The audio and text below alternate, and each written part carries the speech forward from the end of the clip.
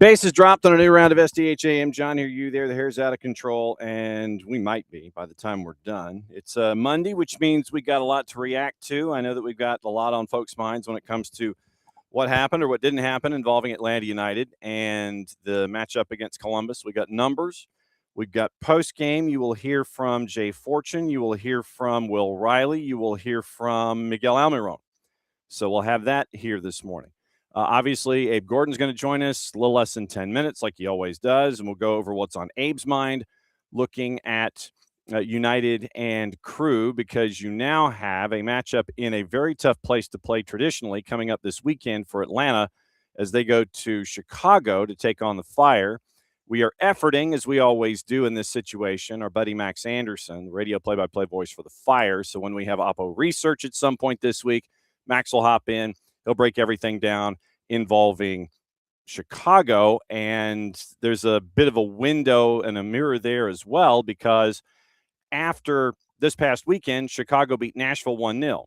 So then after Chicago, Atlanta comes back. They take on Nashville, and then they take on New England in a weekend midweek later on, and then they continue rolling through the end of the month. So there's a bit of a window of opportunity here where, in a way, you get to talk about Nashville and how Chicago pinned Nashville in for the 1-0 win they had last weekend. We'll talk about Chicago, and then that gives us information when we catch up with our buddy Lucas Panzica to find out next week about what he has seen from Nashville this year. So that's what we're staring at least from an Atlanta United perspective today. There's a lot of news to get into, a bunch of different places. If we don't get into it today on the morning show, soccer over there is tonight at 8 o'clock. We'll get into it there, because just to give you an idea of everything on the rundown that I've got, I have you've got a Neville in Portland that is catching a lot of heat, and he had to answer to it in post-match. We might get into that tomorrow, since Casey White will be joining us then. Casey was actually in Salt Lake at Rio Tinto for the RSL match, and so we'll catch up with her about that. So tomorrow is probably going to be our rest of MLS and NWSL day and news and things and getting you ready for Champions League and all that other stuff. That might be tomorrow. Today is probably Atlanta United, today and tonight. Atlanta United, what's on your mind after what we saw, all the other news of the morning, guests coming to visit, in addition to Abe, obviously at the top of the next hour, Bart Keeler is going to join us, technology permitting. And we've got to get into one refereeing decision, specifically one that wasn't made. And then he has stuff on the USMNT. And then there is another match that we have to get into, specifically Toronto and Colorado, where you had 3 reds and you had 29 fouls called. So that's an interesting ratio to get into. So Bart's going to be busy in hour number 2. And we'll go over cards and calls and the play that we talked about in full-time report from Mercedes-Benz, where I think that if something happens in the early 30s involving the play with Max Arfston, obviously I think the tenor of the match is different. And as Abe says, goals change games. And so we'll get into that with Bart coming up in hour number 2. Other news, obviously, Wednesday it looks like.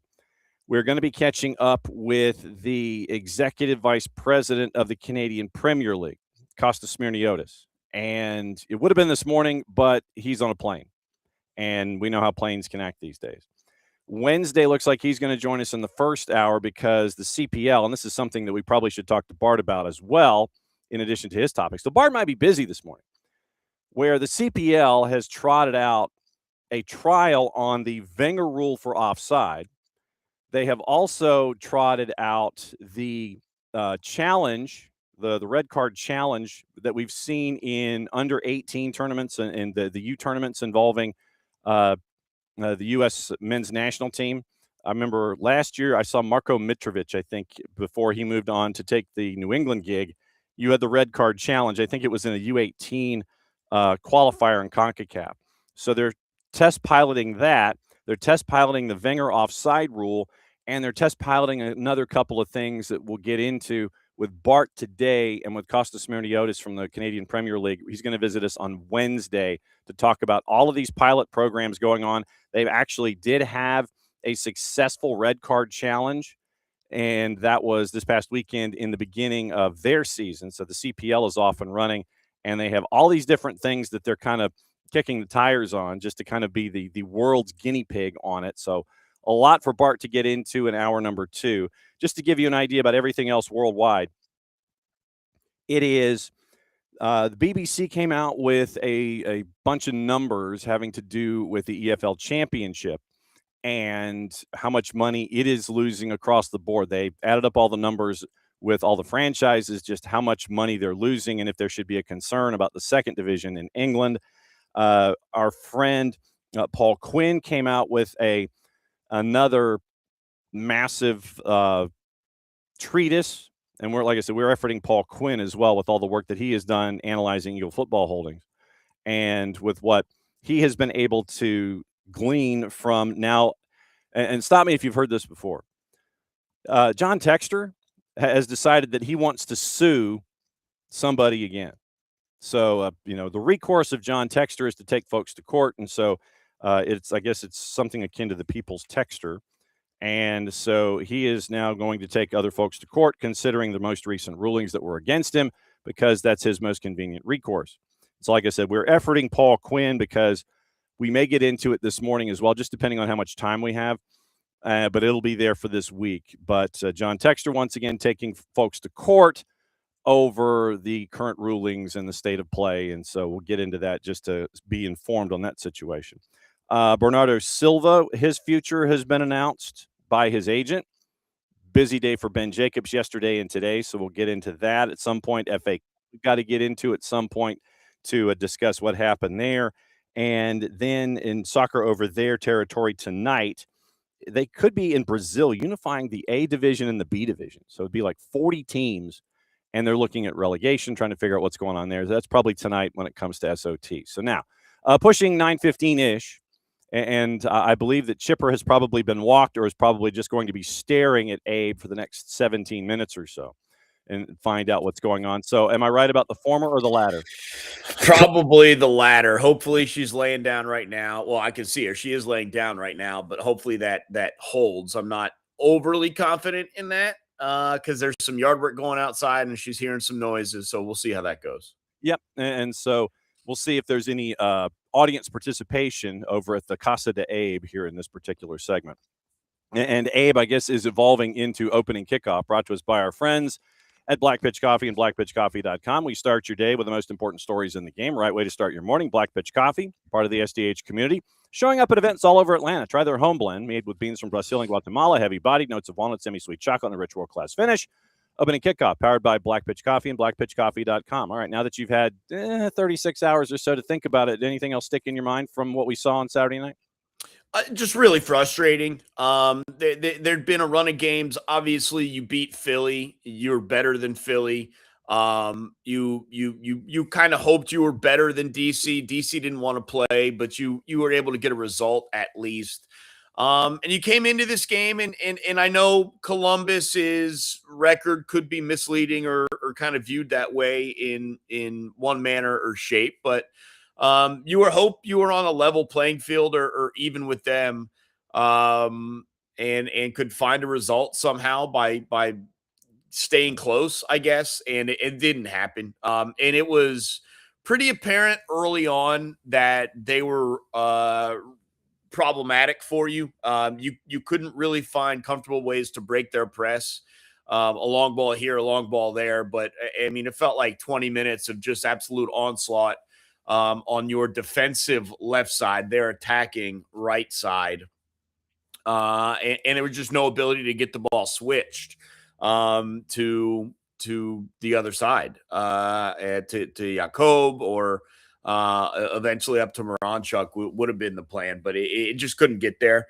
And so it was pressure. But they didn't really ultimately turn into much of a attack for them. And so you go to halftime, it's 0-0, and you're like, all right, you survived all that pressure. What do you have out of half? And unfortunately, they were the team that came out of half with the right mindset, and you did not. They score 3 minutes in, they score 8 minutes in, it's 2-0. And then we get that nasty trend here, John, where you score and concede almost immediately. And It's the second time this season, specifically, I think at 2-0 to make it 2-1 to then make it 3-1, where it's just like, man, you feel like you're back into this game. You got plenty of time to find another goal. And like before we even write down who got the goal and who got the assist, you look up and Lucas Hoyos is digging the ball off the back of his net too. And it's just really, really frustrating. And um, I talked with you about it early in the season. I talked with you about it in the preseason about this idea of a work in progress, and it's not going to be perfect early on. But there's a little concern that it's no improvement. Not that there's minimal improvement, but that there's no improvement. You obviously look good against Philly. Philly's potentially the worst team in MLS. And so Montreal and Orlando might have something to say about that. Yeah, and maybe you can get some wins there, and maybe we start to feel good about ourselves for a week. But it was supposed to be a work in progress. I understood it would be a slow start. I just don't see any progress, and I don't know where you would get it from. I see a bunch of people in chat. It's regression. It's regression. No, it's not regression, because that would infer that you were good at some point during this run. I don't think you've regressed, but you certainly haven't gotten any better either. And at some point, I start to wonder if the expectation is that you're not going to get better, because I'm starting, even though I preach we're going to be patient, I'm starting to fall towards that line. Tata Martino after the match, you mentioned the second half, so I'm pulling this quote. Like I said, we'll hear in the show from Jay Fortune, Will Riley, and Miguel Almiron. And so the quote sheet from Tata, talking about the energy and intensity level in the second half, quote, "I think more than a lack of intensity, we felt the first goal of Columbus. Evidently, spiritually, we're a bit off. There's a situation, as I understand it, that the players observed that last season is repeating itself now, and it seems to me that there isn't a lack of intensity because we're not missing physical or soccer qualities. I think it has much more to do with the spiritual," end quote. Interesting from Tata that Tata is looking at it from between the ears. He's not looking at it from what's going on in front. And as you mentioned, regression and, seeing what we're seeing this season. Tata is thinking that the black cloud may still be there for some folks and at some points, and trying to shake it. Trying to shake a black cloud, obviously, is when things continue to happen and happen and happen. Shaking that black cloud can be it could take a whole lot more than you might anticipate in a situation. But right now, Tata leans that way from what happened with the first goal, and then probably with what happened when you're 2-0 and 2-1 and 3-1. Yeah, I don't like the black cloud idea, because it feels like you're blaming the last regime for holdover issues, and that's just not good enough as a leader, in my opinion. But there's something going on. I don't know if it's that, but it's been very odd, because you look at let's just say first 15, because I think we gave up one goal relatively early, like 17, 18 minutes out of halftime. You've either been really good in games or you've been really bad. And in many of these games, either you have scored or conceded like 4 or 5 minutes in, to the point where one of them's a trend. And unfortunately, you've conceded more 4 or 5 minutes in than you have scored 4 or 5 minutes in. But they have got to figure out the mentality. And we've seen a couple of things, right? They one time they didn't come out of the tunnel until right before kickoff and kind of delayed it there. And obviously that didn't help. So they got to figure it out. But we can't have this blaming the last regime or blaming last year's season on the players' mentality. Like that's not leadership to me. That's excuse making. And so I don't ride with that, especially when a lot of them are the same players, right? And so individually, it's up to each player to kind of figure out if they can do more, how they can do more. But ultimately, at the end of the day, John, I think you're looking at players and they're just not good enough. It was another performance for Latte Loth where you're like, I don't even know. Did he practice with these guys the whole week? Like, is there any communication or connectivity at all? And it's just none with him. And then obviously, again, we've had this discussion before. The Miggy thing is just not working out. And so is it a situation where you can find ways away from them, where you can find buyouts or loans or whatever? Even with Tata, who's supposed to be this mythical great manager, and obviously he's had an incredible run at many stops in his career. I don't even think he can get this thing going in the right direction, based on the players he's been given and the quality that those players are at right now. So it's tough, but I don't know where you're headed right now unless major changes coming on the personnel side in terms of on the pitch. But you can only do so much in a cap league with windows that are not universal. If you're going to go down No, that, it's you can't remake your whole squad. You're also dealing. I mean, this isn't Major League Baseball where you can just spend whatever money you want, and if you pay a penalty, you pay a penalty. Like it's incredibly difficult to turn over the top end of a roster in MLS, especially when the players at that top end are not necessarily out of that contract, and so yeah, you're looking. I mean, I hate saying this. You're looking at multiple windows, Mhm. and still maybe not Well, being able to like turn it over. Chris Henderson has admitted as much that it's going to be multiple windows here. But I'm not even thinking like two. I'm thinking like three. I'm thinking like three windows minimum to get what you want in, and that's assuming the players you bring in are doing their jobs, right? I mean, we've seen this organization even before the current regime go out, get high price designated players. Some have flourished and some have floundered, right? And so, I mean, the idea of turning this around in two windows, three windows, even that is with the presumption that the guy you bring in is significantly better than the guy he's replacing, and that guy is a home run, not a swing and a miss. And so, yeah, it's going to be really difficult here to get this thing moving in the right direction. And then at that point, the question is, how long is Tata going to be here? Right? That's a question we've had from the very beginning. Just because, only because of his history has shown he doesn't stick around too long in many places. Is he going to be here for a full on kind of rebuild? To answer your question on Latte Lot, I've got his numbers up from Saturday. Obviously, no shots. He passing, it was 12 of 14, 6 of 6 in his own half, 6 of 8 in the opposition half. On the dribble, 18 touches in 90 minutes. Fouled once. Total carrying distance just under 39 meters. Had one progressive carry on the day. And defensively, he had 2 recoveries and won a duel. So that's what Emmanuel Latte Lot had Did you have numbers in the attacking third? on for Latte Lot. Yeah.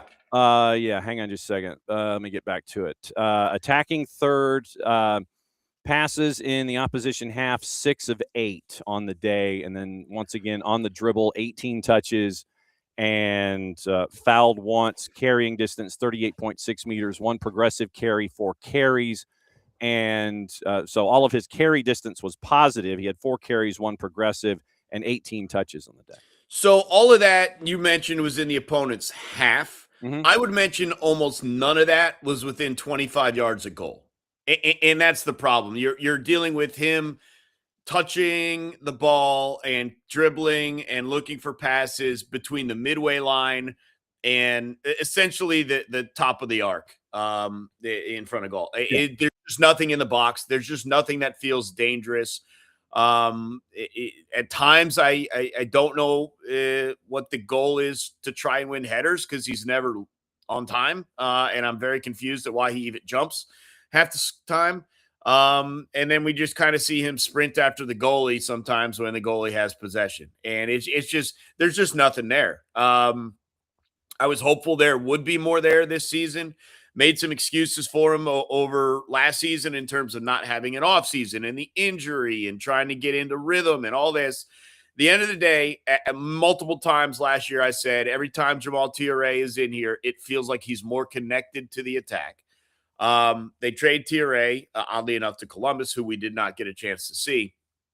And it was just one of those things like, all right, no more excuses. There's no one to look over your shoulder here. It's you or no one. You had a resting off season. You've now had time in the franchise, And it's just like, it's not there. Like we saw the one goal against Philly, right? And I think Miggy played it through to him and he had wide open space. And you're like, man, that's a Latte Loth goal, right? The highlight montage they showed us when they added him, it was full of those. And we're just not getting any of that. And it almost feels like he's unwilling to adapt his style of play, just continuing to look for that sort of goal. They're not coming because that's not how the attack works right now. And he is not involved in the rest of it. So yeah, I don't know. I thought he would be better with TRA gone, maybe a little bit of pressure off of his shoulders. The problem now is you don't have TRA, so there's no other option. I don't really view any of the other strikers on this roster as options you can move forward with. So you're stuck with them. I understand the payment is part of the reason why you're going to continue to play him, but it's like you're playing 10 on 11. He just has no real goal scoring chops for you. And it's frustrating. It's really frustrating because I thought your defense played okay. Obviously moments it faltered. I thought Hoyos was okay. Yeah, 3 goals. I get it. But I thought he also made a couple of really nice saves. He had a bunch of one-on-ones that Columbus just loved drilling directly into his body for whatever reasons. I do think, but he had a really nice kick save. He had a quality save when he was screened early on as well. So, he wasn't the problem. I don't think the defense was the problem. But you're not scoring any goals here. And so you're just not going to win games. To answer your question about when goals were being given up so far this season. So in Cincinnati, it was 2 in the final 10 minutes. It was Denke and Hagelin when it was 0-0. Atlanta United was shorthanded. They fought and gave up 2 in the final 10. Then in San Jose, it was the goal early from Preston Judd. Then Useni Buddha scored with 11 to go. Then you have all of the back and forth against RSL where you had Solon scoring, Hazarkani scoring, and then you had Xavier Gozo scoring. So 3 goals in 17 minutes in the first half. And Alexei Miranchuk had made it 2-1. And then, much like we had mentioned about what happened in this matchup on Saturday night with Columbus, Xavier Gozo scored less than 2 minutes later after Miranchuk scored, and then it was 3-1. Atlanta comes back and makes it 3-2, and that was your final there. Also, it was let's see. So I'll go ahead and do the minutes on the scoring from Philly. That was with 3 to go with Agustin Anello when the game was out of hand. And then you're with Columbus. And so the second time this season, technically, where you had got a game to 2-1, then you give up a goal under 2 minutes later, and it turns into 3-1, and that was the final with Columbus. So it happened against RSL, and it happened against Columbus this season. Yeah. It's a problem. I mean, what is there to say? I've never seen a team concede so quickly multiple times in a season. And so it's just you gotta be better. Again, whether it's directly after one of your goals, whether it's directly out of half, the composure, the moment, the handling of the moment has not been very good. So you sit near the bottom of the Eastern Conference, and a fair run of these games have been at home. I know you've got a couple more. You're on the road this week, and then more home games, and then you got a road game, and then more home games, and then obviously a long stretch of road games into and post World throughout the World Cup. And it kind of feels like if anything were to have happened this season, it needed to be during this run of home games. You're about midway through with a couple of road games sprinkled in. And you have 4 points. And so it's not very good, obviously. And it's unfortunate because you kind of write off the first couple of weeks as building into it. You have the performance against Philly, and you're like, okay, let's see what they can do here. And we understand that Philly's bad. That's part of it. But it was still an incredibly strong performance. You have the result against DC in which they weren't interested in playing, and you kind of blame the fact that you couldn't find a goal there on the fact that they were uninterested. And then you get this game where it felt like the team should have been close to evenly matched. And certainly on the score line, it wasn't. On the shot total output, it wasn't. So yeah, it's frustrating, and I don't know how you get it back on track. I don't see where it would come from to get things on the track that most of us fans wanted it / expected it to be on. I don't know where that step comes from. Then you go to Chicago this weekend. Then you come back in the midweek and you're in Chattanooga for Open Cup on the 15th. Then you have the weekend midweek with Nashville and New England at home. Then you head to Toronto after New England, and that gets you through the end of April. Then you got the 2 home games in May, and then you're on the road Yeah. until August 15th. I mean, obviously, yes, the World Cup is in there because of in the middle of all of that, but you've got 6 on the road after your home game against LA Galaxy on May the 9th, and then it's like you're gone. They're going to manicure the grass. They're going to make sure it's good to go for the World Cup competition. But yeah, after May the 9th, 6 in a row on the road, and then you're not home again until August 15th. So that's where things stand with Atlanta United. You didn't think we'd be just blowing through and we'd be going 17 minutes in a hurry like that, huh?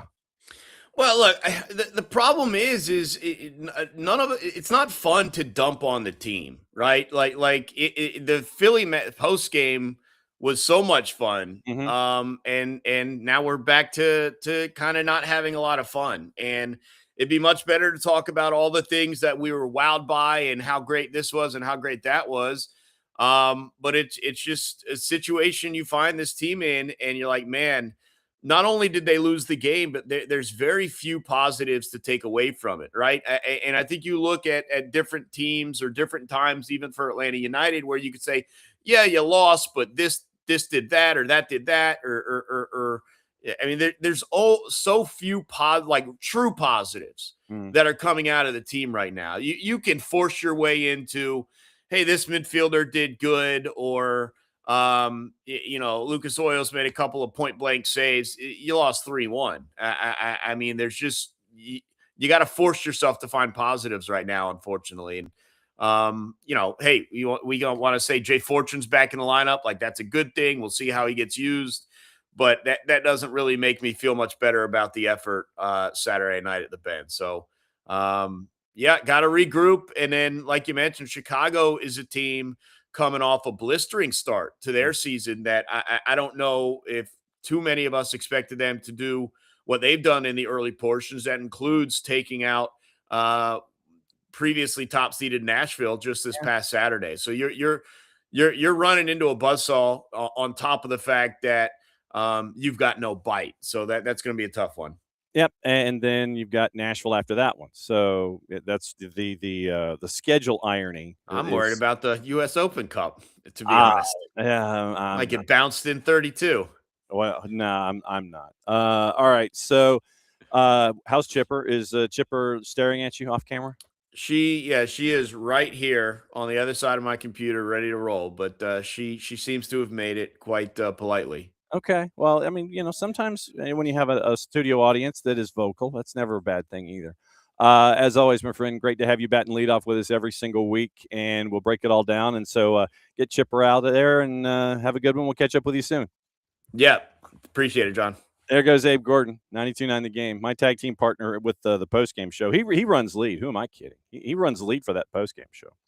And so it's pregame with Abe and Maddie, postgame with me and Abe for the home games. Maddie's in there for postgame on the road, except when she has other duties and things like that. So I pinch it for Maddie on the road games, and it's always fun to catch up with Abe to bat leadoff. Okay. I know that it has been a spirited conversation in the Twitch pitch, and I would have not anticipated anything different. And let me go through the numbers, and I know that there's a lot of anger, I guess, at this point. It's probably just go ahead and say it. There's a lot of anger at front office. There's a question. I think it was Emilio that had posted a question about Culebro. And my thought on Culebro is Obviously, he's got to get settled in. He knew what the franchise he knew what his duties were with the franchise coming in, because it is both men's and women's teams, because he did that at Liga MX. And so he is probably taking a fine-tooth comb look at everything here that Chris Henderson and Demetrius Estathiou, Chris Henderson, and Skate Nofsinger have presented to him in probably rather large form. So, like I said, there's only, and this was the point that I made with A, there's only so much you can do within Windows. And you've got to figure out your patience level with the roster this season, and then heading into Windows and the adjustments that you can make there, and then continue to make those adjustments into the second half of the season. To that effect, since I know that there are a lot of folks who are looking at the roster situations, and I know that you're looking, and you guys have mentioned certain players in particular. So let me do this. This is January. Let me see if there is another.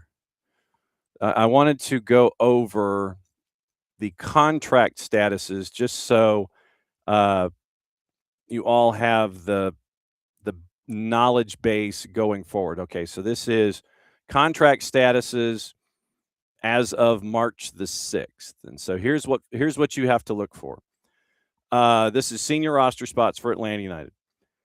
And I'm doing this just so we all can be on the same page when it comes to all of the contracts and all of the player expectations and things like that. So here we go. Designated players. Miggy and Alexei Miranchuk are under contract through 27, option year of 28. Latelot, designated player, contract through 28, option year 29. And remember, also when it comes to players and length of deal, it is so, and we mention the economics of this every once in a while. It's about controlling the asset. And so that way you have that particular asset under your control for X number of years, so you can navigate interest from other clubs. Elias Baez is a U22, and he is under contract through 28, option years 29 and 30. Tomas Jacob is a U22. He is under contract through 28-29. Then option years 29-30 and 30-31. TAM players, Alzate under contract through 2030. Barakal is on loan once again through the end of June. Then you have the contract option to pick up, and I believe that's through 29, if I'm reading this correctly. Stian Gregerson under contract through 27 with an option year of 28. Saba is out of contract after this year. Anea Mihai is under contract through 28, option year 29.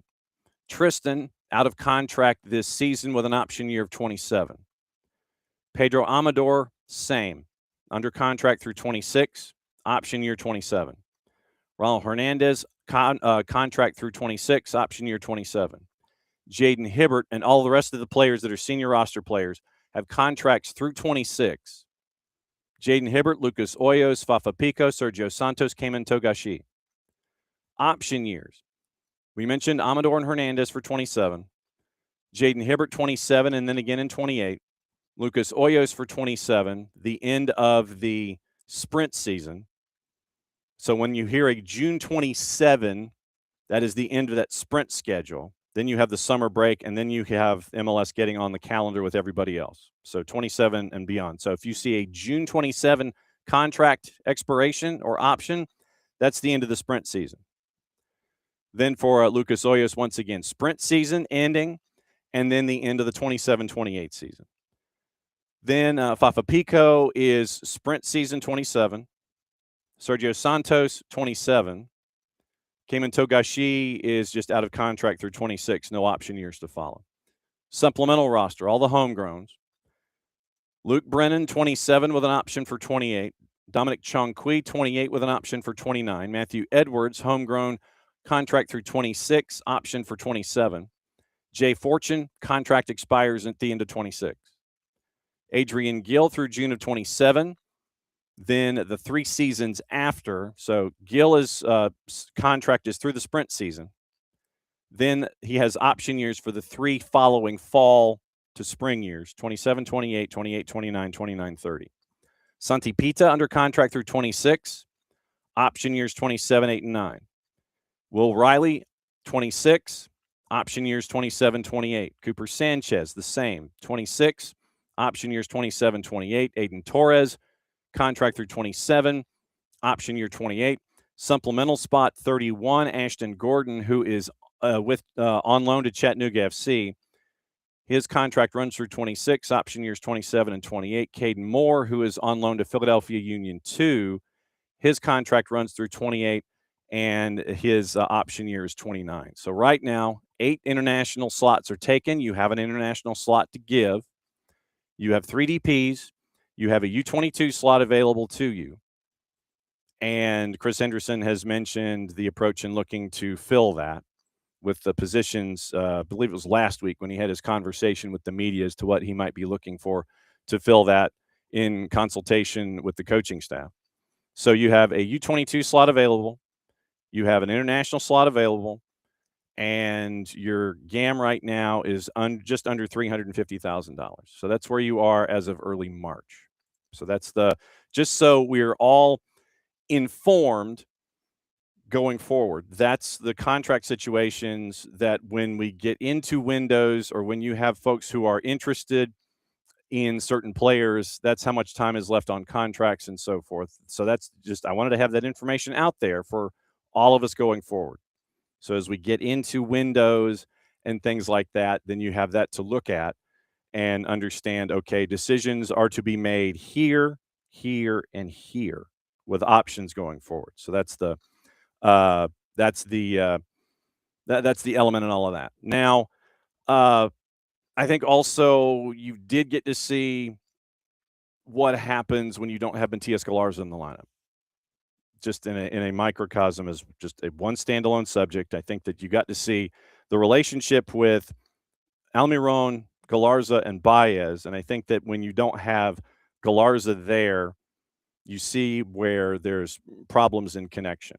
So once again, you take out a piece that you're used to having and then trying to figure out how to make that, connection fit and so on. So that was one of the things that stuck out to me.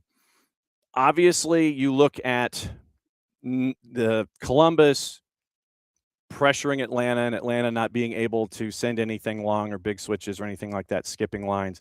It was the 14th or 13th minute when you finally got into – it was the 11th minute when you finally got into the attacking half. I think it was the 13th minute when you finally got into the attacking third. And Columbus made it difficult for you all day long. They certainly did that. And to them, you give them absolute credit for what they were able to do defensively, and that Atlanta United found early in the second half, and then it was late in the first half, and then after the first goal, then you started to see Atlanta United skipping lines and getting space and all of that kind of stuff. But Columbus out of the blocks made it difficult for Atlanta United all day long. And you can look at possession numbers, and what I would suggest also is if you do not subscribe to the Morning Espresso newsletter that Jason puts out every day, and there's also a story that's up at soccerdownhere.net looking at numbers and how they don't tell you the full story. You can have, and this is something that we've talked about here, all of us, about possession numbers. And if you're leading in possession numbers, sometimes that means virtually nothing. That means that you've got the ball, and it's what you do with the ball when you have it is what matters. And Columbus can cede possession all they want, especially with a lead.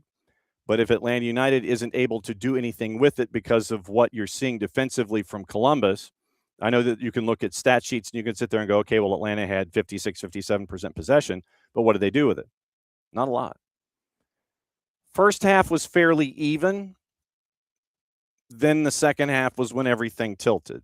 Going back to Tata Martino and what he said after the match, he said, I think the first half was even. I don't think there were very many chances created by either team. To that point, XG, if you believe in that kind of stuff, total for both teams after the first 45 minutes was 0.23. Like literally like 1/4 of a point in XG. That was after the first 45 minutes. So as much as Columbus made it difficult for Atlanta defensively, which is what we've been talking about here with its evolution at the back, they were not yielding a whole lot to Columbus up that right-hand side, which is what we were thinking it was going to be, with Diego Rossi being on the right and Wessam Abu Ali working his way into the middle. So first 45 minutes, I think that it was pretty much a staring contest, at least when it came to defenses. Atlanta couldn't get anything going offensively against Columbus's defense. When Columbus tried to come down the field, Atlanta United's defense stood up to what Columbus was doing. So, like I said, numbers bear that out. 0.23 in XG in the first 45. Second 45, entirely different story. A lot of respect for both teams. Tata continued. The game opened up after their first goal in the second half. It's true that in the first half we didn't have many situations on goal, but the opponent didn't have many situations on goal. It's a game I think there was a lot of play between the boxes, but not a lot being created beyond that. And that's true. Then, once again, reminding you of the Tata quote, I think more than a lack of intensity, we felt the first goal of Columbus. Evidently, spiritually, we're a bit off. There's a situation, as I understand it, players observed that last season is repeating itself now, and it seems to me there isn't a lack of intensity because we're not missing physical or soccer qualities. I think it has much more to do with the spiritual. So we'll hang on to that. Just hang on to that going forward from Tata Martino. Also, we did mention the return of Jay Fortune and the return of Will Riley. Obviously, we'll hear from Jay coming up here in a second about what it was like for him. And I'm going to apologize for the sound because I had to pan it all the way over to one channel. So if you've got stereo speakers, don't freak out. It was one channel of audio, and I had to kind of lean everything over to one side. So when we play the sound from Miggy and Will Riley and Miguel Almiron, probably only going to come out of one speaker. Of course, I'm thinking about it like an old stereo system. So you're going to hear it on the right-hand side unless your stereo is far more advanced than mine and it blends it back over two speakers. But yeah, when I was editing it, it was only available in one channel, and so I had to pan everything over to that channel. Just warning you now when we play Jay, Will, and Miggy coming up here in just a little bit. So don't know what, like I said, don't know what Culebro has planned. Don't know how much patience he has with the current roster. We mentioned, and that was why I wanted to mention the contract situations of this roster going forward. And we don't know where he stands philosophically, but I imagine that he and Chris Henderson are going to be having a lot of conversations about the future of the club. And that was what attracted Matias Culebro into Atlanta United, and being able to create the women's side from absolute zero and scratch. So we'll see where it goes. Like I said, we'll continue to see where things go. I wanted to play the sound before we get into Bart here to start hour number 2, where we'll get into a couple of plays from the Atlanta United game, get into the M&T, get into the Toronto-Colorado match, and we'll get into that coming up here in just a little bit. So let's get into the post-match. And we had mentioned the return of Jay Fortune. And here is Jay after the match, and you'll hear Maddie leading the charge on the questions. This is post-match at Mercedes-Benz Stadium after the 3-1 loss to Columbus. Second half for you guys. Kind of tough to say. I think it's a little unfortunate. You get the goal and then to concede right after. I think if we're able to keep the game at 2-1 for a little while longer, the game's different, but it happens, and I think from there it's just about trying to get sustainable possession in their side of the field. I don't think we were able to do that. A lot of it was middle third and playing against the counter, so I think that's one thing we need to work on.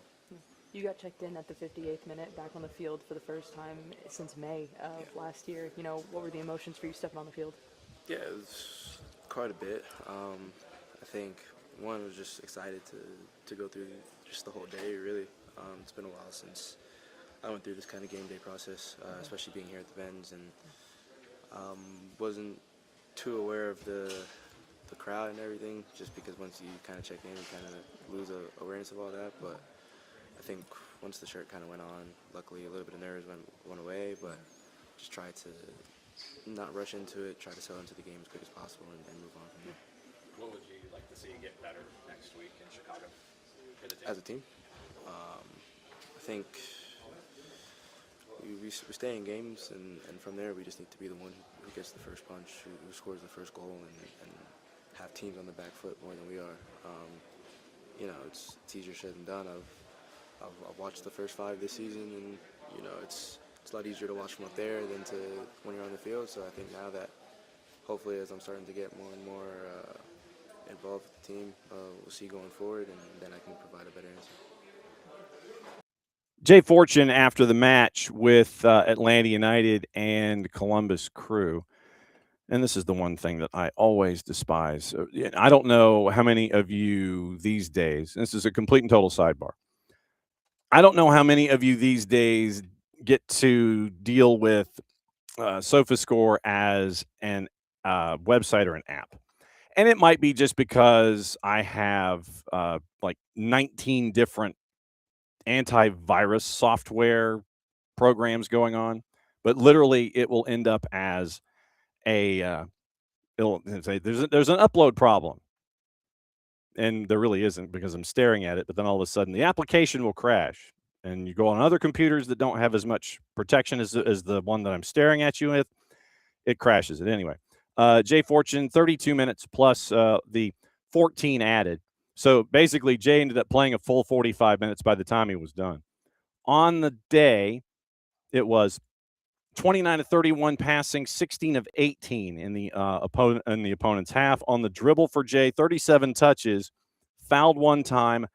Total, he had 13 carries, averaging about total carrying distance was just under 10 meters a carry on average, but his total progression in all of that was about 45 meters forward on the dribble. Then defensively, Jay came in 2 defensive contributions, 1 his only tackle, had a pick, 2 recoveries, and was 3 for 3 on his duels on the day. So that was Jay Fortune in 32 minutes plus stoppage, so 45 minutes by the time he was done.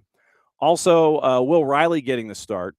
And for Will coming back, he went 58 minutes. Cooper Sanchez, obviously, with his time with the U18s, could not go a full 90, as we've seen from Cooper Sanchez. Will Riley gets the start. Cooper comes in and gives the other 32 plus 14. Will on the day, it was 24-28 passing, 12 of 14 in the opposition half. On the dribble for Will, 36 touches. It was fouled once, and he had 8 carries with a positive progression. And defensively for Will, it was 1 defensive contribution, 2 recoveries, and he won 2 of his 4 ground duels on the day. So here is Will Riley after the match, and here is some of the conversation that was had in the locker room with Will after his 58 minutes on the return here in 2026. In a midfield trio that I don't think y'all played together before. Yeah, it was new for sure, and we struggled at times. Columbus always makes it hard, especially in the middle. They get that box. Rossi in the pockets behind always makes it difficult. So, yeah, it was tough, but I think we had a solid first half, and then just moments in the game that got away from us. Certainly a lot to improve on, but was happy to be back out there. Glad to see you back out there. Tata talked about a few minutes ago that he thinks sometimes when something bad happens, the team mentally kind of reverts back to last season and loses its focus. I was curious if you felt that tonight during the match, or did you see that in the previous games when you were playing? I mean, I didn't feel that tonight, but obviously I think it's tough when you have a season like last season to just come in next season and be totally different. Obviously some of that stuff is going to linger. I mean, we were all here. It was all, a rough time, so we're still working through that, and clearly we haven't gotten there yet, but it's a process always. How did Columbus make it difficult tonight for you all? Just possession Columbus always, I mean, I know they're not having the best season thus far, but the way they play, always options on the ball players, guys that can face forward, always options either side, people in the pockets behind. Their spacing's obviously really good. So, yeah, it's tough, but obviously we didn't make it hard enough for them. Will Riley after the match as he was answering the questions of the media. And one more before we get to the top of the hour, and it is Miguel Almiron. And you'll hear Miggy, and you will also hear the voice of Justin Veldhouse from communications. And Miggy will start. Miggy will hear the question. He'll just start answering the question. Then Justin will come in from behind, sometimes immediately, or Justin will work the question and he will translate the question for Miggy. Miggy will answer, and then you'll hear Justin. So here is Miguel Almiron after the match, part of the conversation that he had with the assembled media. So Miggy after the 3-1 loss as well. Buenos partidos, los dos partidos que hicimos anteriormente creo que fueron buenos, pero bueno, hoy nos tocó jugar contra Columbus, que es un gran equipo, y lamentablemente no estuvimos a la altura. Creo que tenemos que mejorar muchísimo. I think it's frustrating because we're coming off a couple positive games. I think we've been playing well in the last 2 games, in my opinion. Today we played against Columbus, who's a very strong team, but we know that we have a lot of things to work on, and we need to respond now. On Thursday, Tata said that you all were making progress even though the results hadn't come. Do you see tonight as a step back, or do you still see some things that are just still some signs of progress? El jueves Tata habló de que el equipo está progresando, está evolucionando. Si crees que esta noche fue un paso atrás en ese sentido, o cómo lo ves tú? Sí, como dije, es un poco frustrante porque la verdad que en los entrenamientos estamos entrenando de la mejor manera y luego en los partidos lamentablemente no nos están saliendo las cosas como nosotros queremos. Pero bueno, creo que tenemos que seguir, no podemos bajar los brazos ahora. Creo que en estos momentos es donde uno tiene que dar la cara y se tiene que hacer responsable. Again, I think it's frustrating because we're training very well, but right now we're not seeing the same results in the games, or not seeing the results that we want. But I think at the moment we have to keep working. You know, we have no other option. We can't just cross our arms or put our arms down. We got to keep working and keep moving forward. Tata said just a few minutes ago that he thinks sometimes in the games mentally y'all are still suffering from last season's results. Does it feel that way sometimes during the games, and if so, how do you break that? No, creo que sí, a veces un poco frustrante cuando estamos. Creo que todos mis compañeros están haciendo un gran esfuerzo y luego recibimos un gol, y la verdad que creo que eso tenemos que cambiar, cuando recibimos un gol creo que tenemos que dar vuelta a la página y seguir intentando, porque creo que mejoramos en el juego, pero como vos decís, estamos todavía sintiendo eso, y nada, creo que eso es una de las cosas de lo que tenemos que ir mejorando. I think it is frustrating because my teammates and I, when we're all putting in such a big effort, and we give up a goal like that, or when we give up a goal, it's difficult. So, you know, what you're saying, we feel it. It's one of the things that we need to change. But again, we can't give up. We just have to continue working and try to fix that. Miguel Almiron after the match. And so you got to hear from Will Riley about last year and coming forward. You heard from Miguel Almiron from last year about last year and coming forward. So we'll keep an eye on, obviously we'll keep an eye on all of that, but I wanted to play that sound that was available to us after the match and kind of have that out there just for understanding purposes where the Q&A comes from in post games. Really quickly, just one of the stats that obviously stood out to a lot of folks. We mentioned where it's what you do with it, even if you have a statistical advantage when it comes to time of possession. 57.6% possession. Columbus had 28 touches inside the 18. Atlanta only had 8. And 2 of them came on technically one play. that was the goal that trimmed the margin to 2-1 because Elias Baez had the shot from the left wing, and Patrick Schulte made the save. He parried it off to his left at a 45-degree angle, and you had Miggy who was crashing, and he makes contact with it, and it goes once again. Schulte is there to get in front of it, and then comes back out again, and then Alexei Miranchuk puts it in the back of the net. So 2 of those 8 touches technically inside the 18 happened on one play, and it was the goal that made it 2-1. So that is, as we've said, it's not good enough. We know that for a solid fact that it's not good enough. And I know that we've been discussing it this morning. Well, and there was an interview with Tata and Abby. I've been reading the quotes from Tata as well that were a part of this. Mentioned the return of Jay Fortune. We got into the intensity and his thoughts on the match, and we do have his thoughts about what happened at 90+1. So obviously we'll get into that too. And all right, this is going to be another sidebar question, and I don't know if it's a Monday, and so it is Easter Monday, by the way, in Canada and in England. And so obviously we do have early action going on Monday. It's a full Monday of soccer overseas, and once again, that's going to help us out tonight when it comes to looking at soccer over there. But this is just a sidebar question, show of hands. How many of you have Paramount Plus? How many of you have Paramount Plus? Show of hands. How many? For the longest time, for me, it has been better to see Paramount Plus on the smaller device. The smaller the device, the better. Because I am literally trying to navigate so I can have a game going on while we are, having our discussions about anything and everything. And legitimately, I am getting nothing.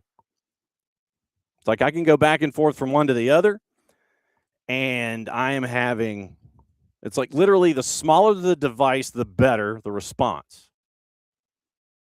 And the least amount of lag I get is on computer laptops and everything. And I didn't know if I was alone in this or not.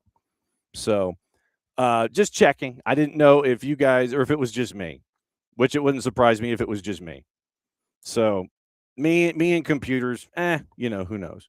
So it's giving me games that are over, as I sit here, because I'm trying to dial up the 10 o'clock games that have already started in a championship that we'll talk about tonight on SOT. But yeah, it is literally looking at me like I have like 3 heads or something. I have the spinning wheel of doom right now for a game that has been over for 15 minutes because that was the only place I could get into. And okay, so we're showing the past action, and now it's frozen. Good deal. Okay, there it is. So Wiley, thank you. Abby, thank you. And like I said, I didn't know if you guys had the same kind of buffering issues or access issues that I was having today. Just asking. Anyway, all right, past the top of the hour.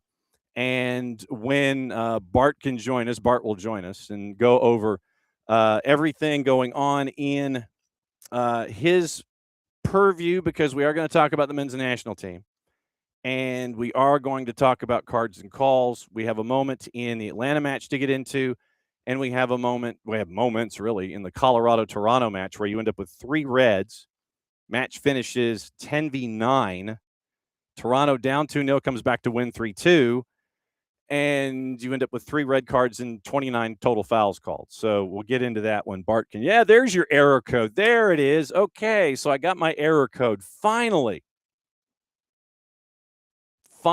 Okay, so let's try this again. Paramount Plus.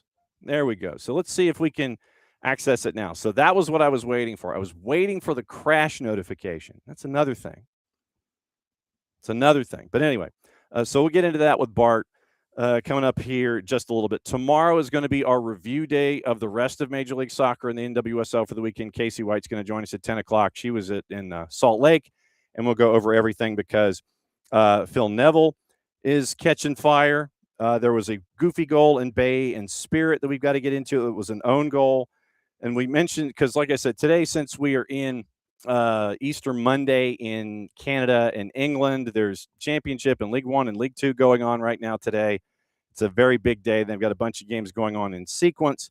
And so there was an article in BBC on EFL Championship and just how much in debt that whole league is. They took all the teams' debts and combined them together. And yes, it is a $1 billion debt right now for everything going on in EFL Championship. We've got other stuff going on from FA Cup. You wonder about the future of Arne Slot and what happened after Liverpool got by Manchester City. And so there's plenty to get into with all of that. All right, it is now after 10:00. And so dealing with live television and everything, hang on, where are we here? Live TV and sports. And I will bring Bart in and we'll see if technology can behave. We'll see if technology can behave. So is technology behaving, Bart? No, it hasn't been all morning, John, but we're here. So yes, you are here. That is solid. All right. So there were a couple of things that I wanted to get into with cards and calls, but I know that you wanted to get into men's national team stuff, which is kind of, your purview, talking about national teams, both men's and women's. We got a women's camp coming up. We got all that stuff. What is on your mind when it comes to the U.S. insert letter here, NT, this week? Well, John, seeing as you never let me be any sort of negative anytime I talk about any team, I don't really have much to say.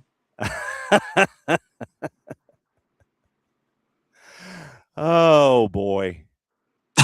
I will say this. I think as you look back on this men's national team window, there were two specific areas in which we actually did pretty good. Yeah. They didn't really help you win any games, unfortunately, but you did pretty good in two areas. One was set pieces. Obviously, you got a goal from Weston McKennie in the first game from a set piece. Probably maybe should have got a goal from Weston McKennie in the second game from a set piece, but you were certainly good at set piece attacking in these games. Right. And that is something that the U.S. has not been good at in a while. Yeah. I think that, we'll see if this is a trend that holds, but the trend seems to be Christian Pulisic not taking corner kicks. All of a sudden, the U.S. looking dangerous off of corner kicks. So, look, he's a great player in a lot of ways, but taking corner kicks doesn't seem to be one of his strengths for the U.S. men's national team. So that was one area. Mm-hmm. The other area was progressing the ball quickly from midfield to attacking line, especially dribbling the ball. A lot of guys being very good at progressing the ball on the dribble. What they did after that was very curious, but they at least were getting the ball from bottom of the center circle to top of the 18 with pretty good regularity. Again, I don't know what they were doing after that, but they were getting it from middle third to attacking third pretty decently. And especially in the game against Portugal, I feel like if you have a real striker up there, you probably get a goal off of one of those progressive dribbles. So when you look at the two matches, and like I said, because the second match happened on Tuesday, when you look at it, what else sticks with you when it comes to concerns having only the two more friendlies that are attached? I know that we ran Mauricio Pochettino's sound after, and he was, he's not using the F word when it comes to the kind of match that these two were for the men's national team, because there is no real attached meaning to the result. So he didn't use the F word. He was talking about it being an exhibition. He used an E word instead of the F word. When we come out of those two matches and you lose 5-2 in the first one, obviously, and we got to discuss that one last week, but then you lose 2-0 in the second one. What are you looking at between now and that next round of the two exhibitions before we get into World Cup? What do you want to see out of this group, whether it's players abroad that are putting up numbers and trying to show that they're worthy of consideration? Where are your questions right now on the field and off? I think the problem right now, John, is this is the team. We could talk about some players who I think should be here. Alex Dejas from Liga MX is one of those, right? I think he probably is a guy who I want to see in the team, but does he make the team better? Maybe. He definitely provides some depth off the bench, but I don't think he's a starter by any stretch. Right. So that's kind of the issue that we're at here is the team is the team. And unlike Chris Henderson, we don't have 2 to 3 windows to then have 2 to 3 windows to then have 2 to 3 windows. We got to get it right now. Mm-hmm. And, you can't go find players. I know a lot of folks will point to Noki Banks from the Bundesliga and say, oh, if we had him, then we wouldn't be giving up any goals ever. The U.S. would never concede a goal ever again, or whatever their argument is Right. About a 19-year-old who, still struggles to defend in space. But there are players who would make the team overall better. Okay. By how much is a question. I think it's fair to criticize the central midfielders in both games.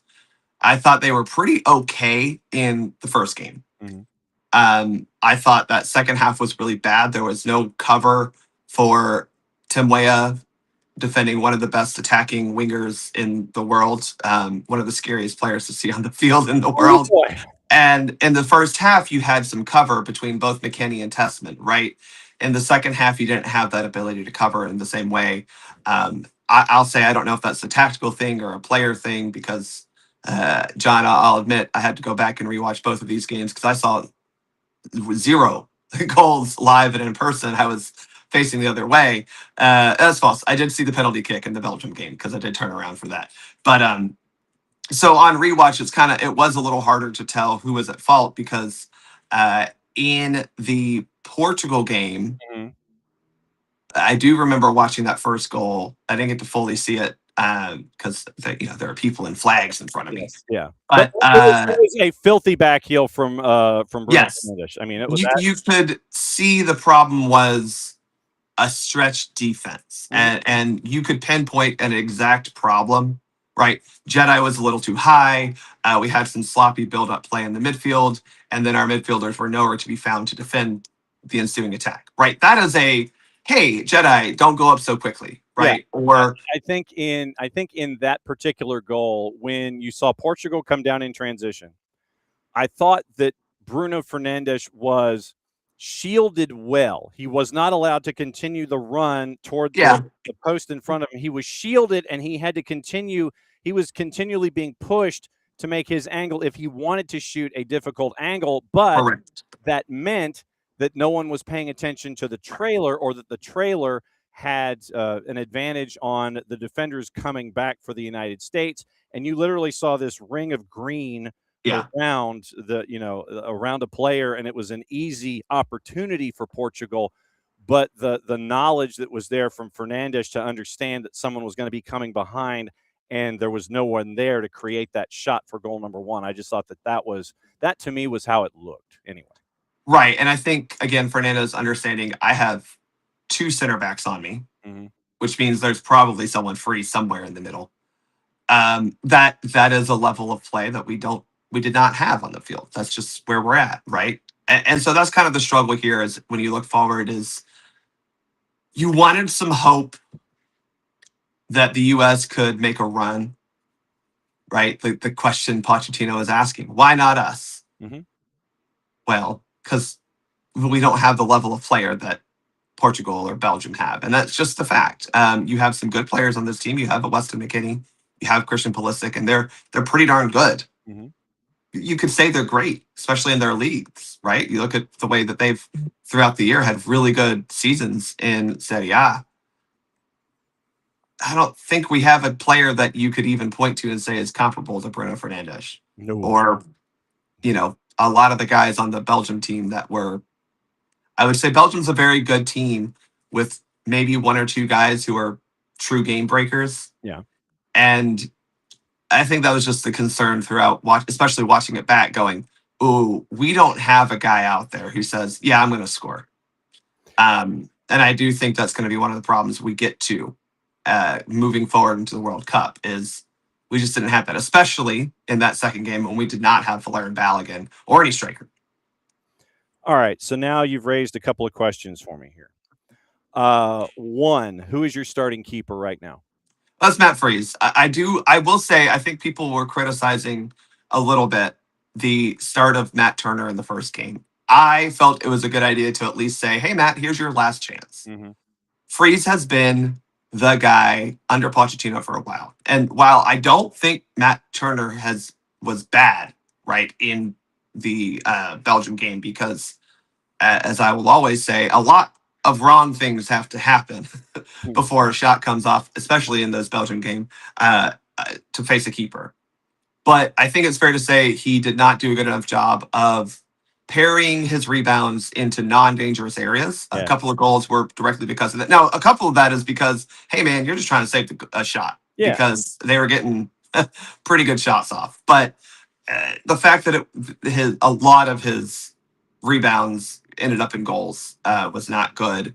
Matt Freeze did look just more comfortable, and I think one thing that I've always criticized him for, and I'll continue to criticize him for, is I don't know where his goalkeeper leadership is, but he did, in terms of commanding his box, do a better job of it. Now, I put a little bit of blame on him for that second goal Portugal scored, because why is no one aware that there's a dude at the top of the box who's very unmuch, and not just a dude, like a dude, right?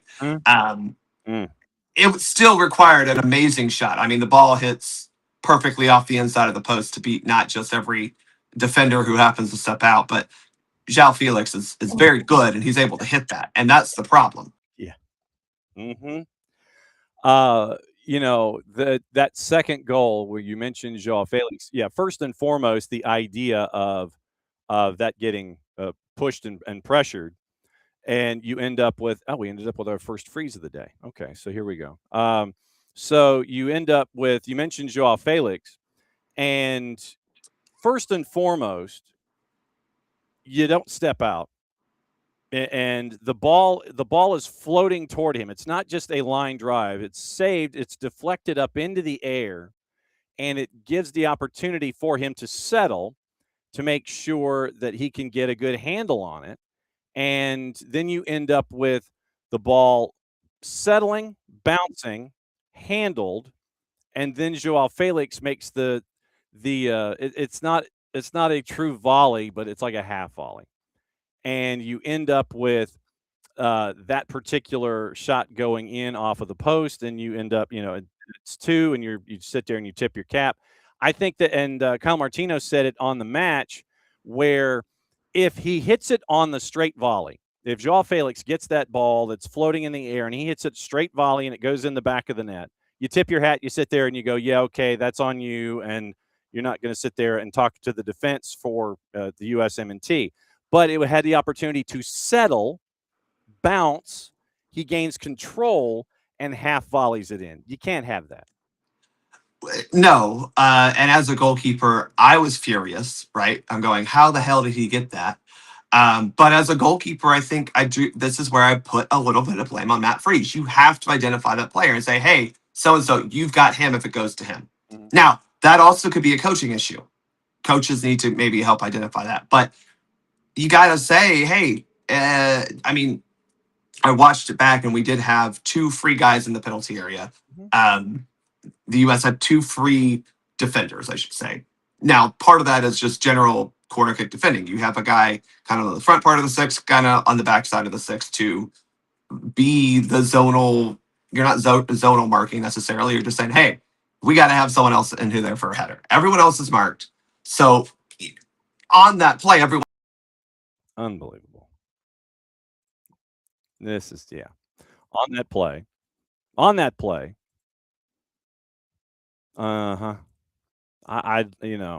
This is, I don't know if it's a phone issue or what, but we got it. I'm going to be talking to customer service at some point, because this is, this is out of hand.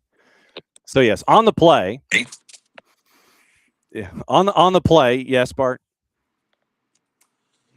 On the play, the problem that just comes down to, you've got to identify which person's supposed to take that player at the top of the box. That's just where we're at.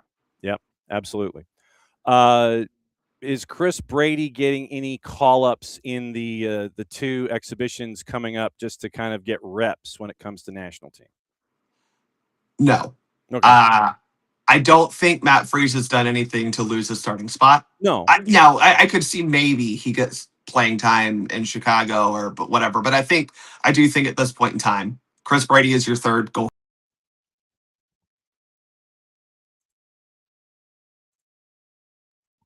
I would agree. Chris Brady right now is the number 3. So we'll get into that.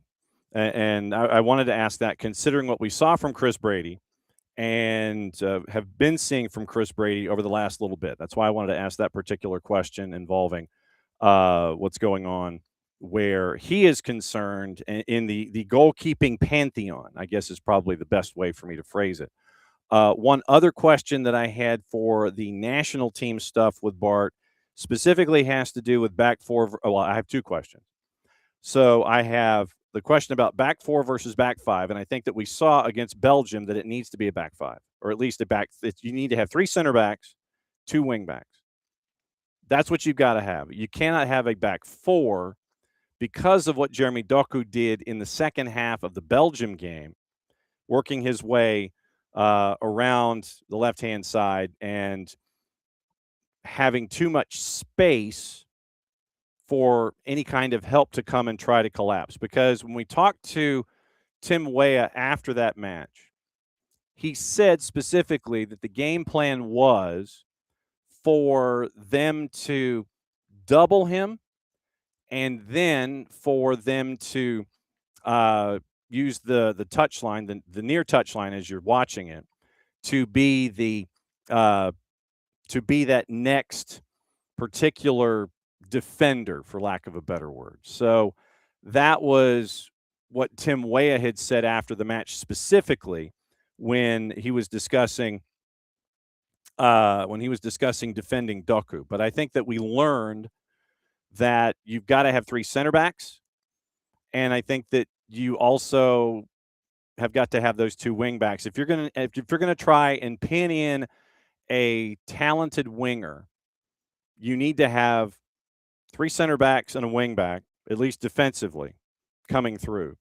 And then you've got to also have the carry going forward of understanding that, okay, you might be sacrificing a little bit defensively to make sure that you don't have those moments like you did in the second half with Belgium and when Jeremy Doku flipped the switch, basically, and was attacking the back 4 of the United States, you could tell that it needed to be 3 center backs, and it needed to be 3 center backs, 2 wing backs, and not a back 4.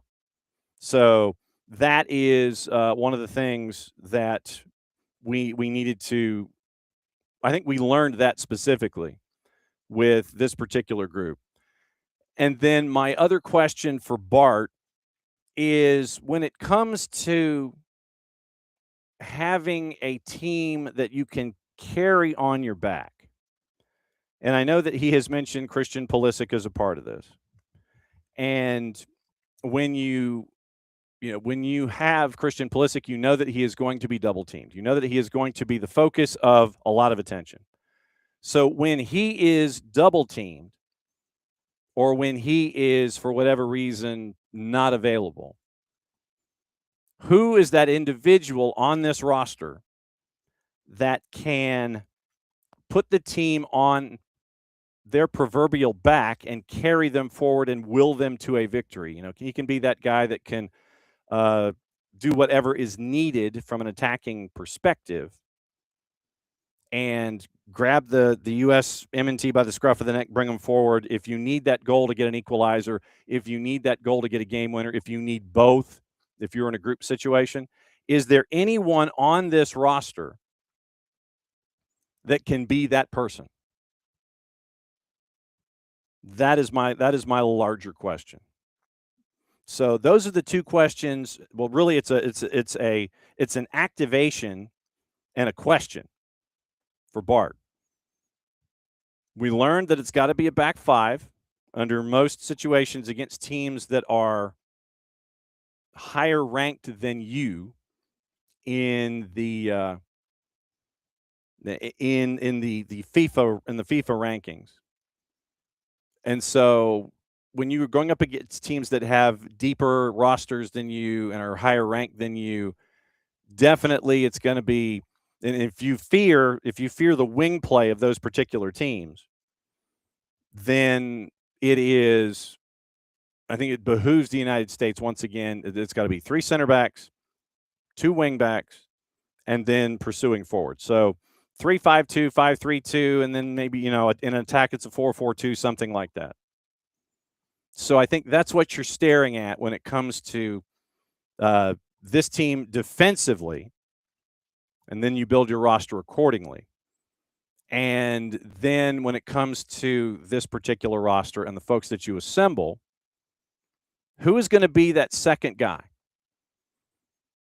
Who's going to be the second guy? I agree with Bart about Matt Freese being your starting keeper.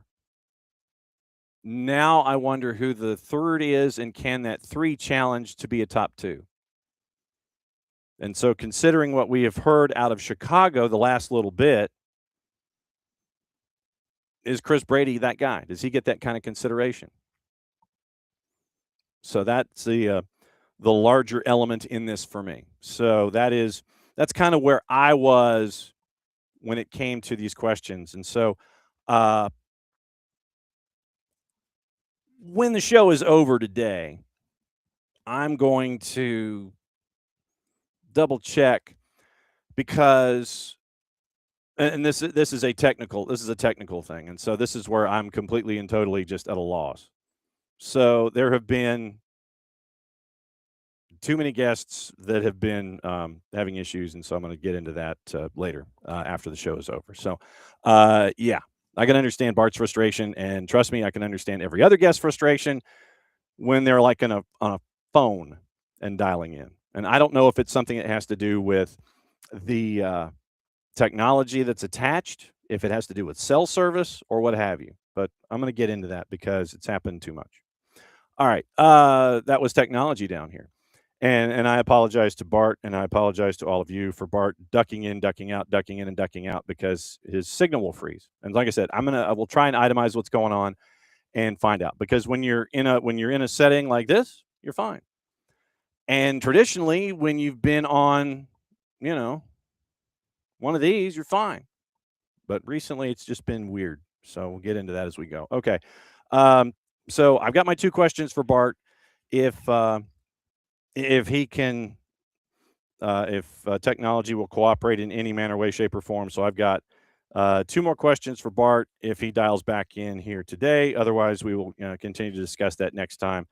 And then we'll get into cards and calls, specifically let's get into one of them, because then we can save Toronto and Colorado for when Bart drops back in. But 31st minute. And we talked about it post game. And once again, I know that we've been the discussion sometimes in the Twitch pitch has to do with talking about blaming the refs and everything. That is not in this case specifically, and most times in general. It is about wanting to make the game better. And if you are a top 12 league internationally and you continue to have these issues, your game cannot improve. The position isn't held with the respect that it deserves. And you got to figure out, okay, how do we fix this? So that's why we do this with Bart every week, is we look in, we try to be as vigilant as we can in looking at these individuals, because we want them to be better. We want the game to be better. And we want to try and understand, and that's why we bring Bart in on these situations, to understand, okay, what is the center ref thinking in a situation like this, so we can get that sense of understanding as to where they're coming from when it comes to particular calls. And so I looked at the one call last night involving Atlanta and Columbus. And it was the Arfston moment in the early 30s. And I literally went I was all over what was going on in that particular moment. And okay, so we are in. All right, so what I'm going to do is I'm going to, and this is when Atlanta was on offense going from left to right. And so it was in the early 30s when it happened. And so you have Alzate, 35th minute. And so Alzate sends a pass from outside the 18. He's about 22 or 3 yards away, but he's a couple of yards extended from the edge of the 18. Sends the pass in, looking to the far post, and then you end up with Max Arfston. You see 3 Atlanta United players go down. Mihai, Gregerson, and Latelot. Ball goes over all 3 of them, and it goes outside the 18, and then that gives Columbus the opportunity and gives Arfston the chance to look over his left shoulder and then come back the other way. But then he gets to about 35 yards out, and then you have Lorenzo Hernandez, the center ref, finally blow his whistle because Gregerson is grabbing his head, and Latelot is still down. Mihai had gotten up and was trying to get back into the play. This particular play was not reviewed under any auspice or circumstance, or at least to our knowledge. We don't know if VAR basically said no, nothing there, or VAR wasn't consulted, or center ref was just like, nah, I'm good. So the angles that were had from Apple, ball goes to Alzate. He sends it in, and it's a pretty solid ball. Then you have Arfston, and you see Latelot, who is skying to make the header, and Schulte is squared to either make the save or watch the ball go past him. Latelot is in the air. You see Gregerson going down, or he's being kind of, he and Mihai. So Mihai is behind Gregerson. Gregerson's legs get kind of caught up in Mihai's, so he really doesn't have any place to go. Mihai is being pushed from behind. You see the right forearm of Max Arfston with, actually, let me look at this really quickly. So it is Mihai and Gregerson, and it looks like Arfston's right arm is in the back of Mihai as the ball is heading toward Latelot at the far post. The contact that is made cleans all 3 of them out. Arfston into Mihai, into Gregerson, and Latelot gets low bridged, and he hits the surface. Nothing there was called.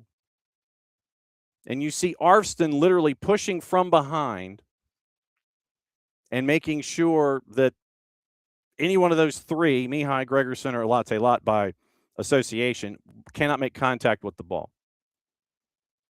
And Sophia Cupertino, she had that sequence. She was right there. And you see literally the angles that are there, the slash cameras for Apple, are kind of shielded a little bit. They're either far away or the angle isn't as tight as it needs to be. Sophia was on ground level at the far post, and she has that sequence. And you see Arfston's right arm literally pushing Mihai in the back. Gregerson has nowhere to go once Mihai is being pushed, so he's going down on Mihai's contact, and Latelot is kind of being wiped out as both of them are going down. Game is goalless at that point. No call is made. And so when you look at what happened with Columbus not getting a call, or Atlanta not getting a call against Columbus, it should have been a penalty, at least in my view. I feel like we need to have Bart almost do this almost like an inside the VAR studio kind of thing. So you end up with no call and play on, and Columbus heads back the other way. We always talk about how goals change games. And yeah, and Abby will get into the fight here in a minute. So you had that call not made in the 35th, which should have been a penalty, at least in my view, because if literally you see Max Arfston clearing out with his right arm, and you see Arfston clearing out, and he goes into Mihai into Gregerson takes out Latte-Lat. So because of that movement, nothing happens.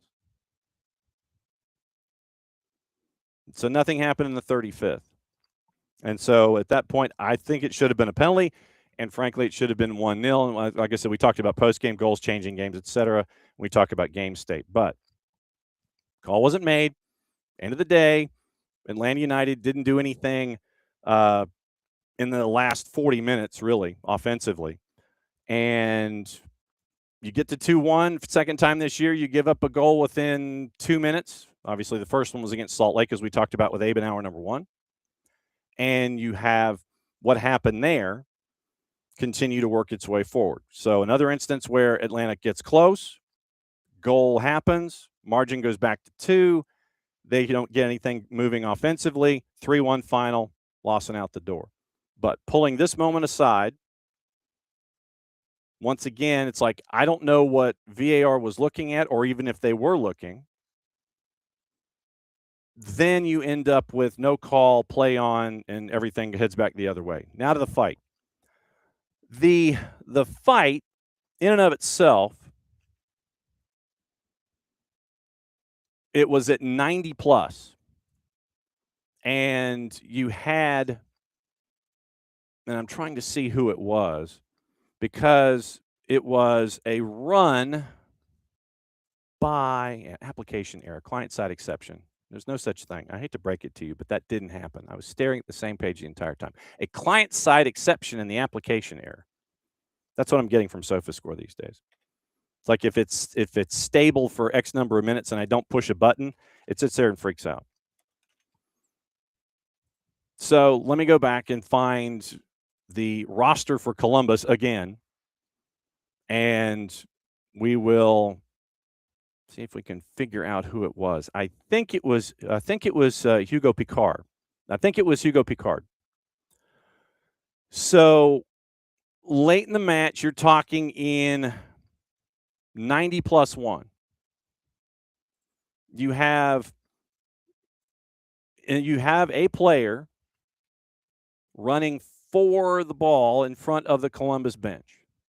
And like I said, I think it was Hugo Picard, but don't quote me yet because I'm going to look at it a second time. So then it goes, and Elias Baez is chasing after the ball in front of the bench of Columbus. Yeah, I think it was Hugo Picard. So, because Picard had a rush in the 89th minute that went the other way. So you end up with Picard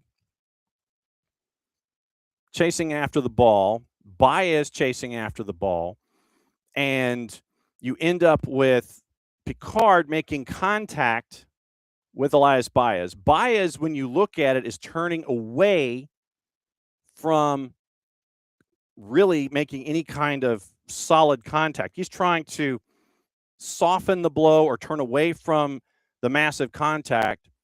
So Baez is turning away as he's running, and so you end up with a collision with him and Hugo Picard. So Picard goes down, and Picard is grabbing his head at this point. So I think I'm to that particular point, or we're getting close. Like I said, I'm kind of watching the replay as we go. And you end up with contact and concern, shall we say, in front of the Columbus bench. And so then Columbus's bench is in an uproar as Picard is down. And then you have center ref come over after a handful of seconds and then give the card to Baez. And then with all of the back and forth going on with Baez after Mihai gets the red, after Baez gets the yellow card, after Mihai had gotten the yellow. So you have that moment And then it escalates from there. And I'm trying to get to the escalation here using, it's like fast forward's not fast forwarding enough, basically.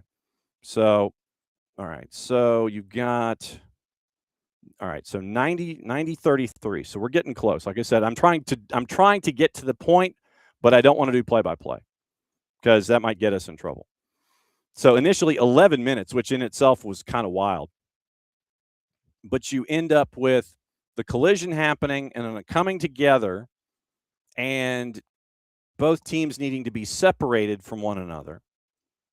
And I do have the sound in full from Henrik Rydström after the match, and I will play it in its entirety, the question and all the way through the answer, because you do see a quote that is there, but I'm going to give the full soundbite, and it's a little tinny, but I do have the full soundbite from postgame with Henrik Rydström and discussing the play. So, all right, so Jamal takes out Elias Baez going camera left. And so then you see Crew trying to work their way forward. Baez turns to look at Jamal, with Jamal having the possession. Picard runs into Elias Baez. Then you get the yellow to Baez. And then Mihai and Baez have issues with what's being said from the bench. Tata comes over outside of his technical area. Then you have an assistant trying to separate everybody. Jorge Keeler comes in. Players come in to try to pull Tata away.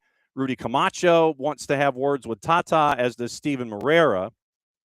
And Camacho's trying to separate. Jorge Keeler's trying to separate. Everybody's trying to pull folks apart. Then you end up with that happening. And by the end of it all, you end up with a red card for Tata Martino. You end up with yellows for Henrik Rydström and with Dylan Shambo, who was on the bench at the time for Columbus. And so obviously that means that Tata will not be on the touchline unless there's some kind of an appeal that was to happen for Atlanta United going up to Chicago. Like I said, I imagine Tata is going to make the trip, but it will not be he will not be on the touchline. So Tata got his red at 92:53, and he got the red for choice words, shall we say. It was posted that it was a longer way than that, but for Tata leaving the technical area and for language used in the moment, Tata ended up with the red card. But you end up with all of that getting just completely out of hand, and then you added another couple of minutes, and 11 turned into 14 by the time you were done. So Tata was asked about it after the match. And Abby, exactly. He was protecting Baez specifically. And I think it was one of the coaches for Crew decided that they wanted to have a bit of a back and forth with Baez, who was the closest to the Crew bench at the time. So Tata said this after the match. My anger, the frustration, I can't put it on the opponent because I have a problem, not the opponent. My anger is because in soccer there are codes, and opposing coaches shouldn't talk to my players because then I'm going to defend my players. Furthermore, the foul on Baez was a normal foul, a yellow card. They gave him a yellow card. I didn't think it was a yellow card because Baez basically is turning away from Picard, and he's looking at Jamal Tiare as the play is going this way. So Baez is turning away from Picard and looking at Tiare. And it literally was Picard running into Baez's shoulder. It wasn't anything where it was elbow up or anything like that. Literally, Baez ran into literally Baez was the roadblock that Picard ran into. Tata continued. He didn't lift his arms. It was a foul that he provoked. They gave him the card. He didn't have any right to speak with my player unless in the terms that he was so. I had to defend my player. It's not right that I was sent off, in no way. So we have no word yet on if Atlanta United is going to challenge the red card that was issued to him in the moment at Mercedes-Benz. So that was Tata after the match. Henrik Rydström, there's a quote that has been itemized that is out there. Here is the question and the full response from Rydström after the match involving what happened there at the end. So once again, this is courtesy of our friends at the crew themselves from post-match, Henrik Rudström, their head coach, on what happened at the end.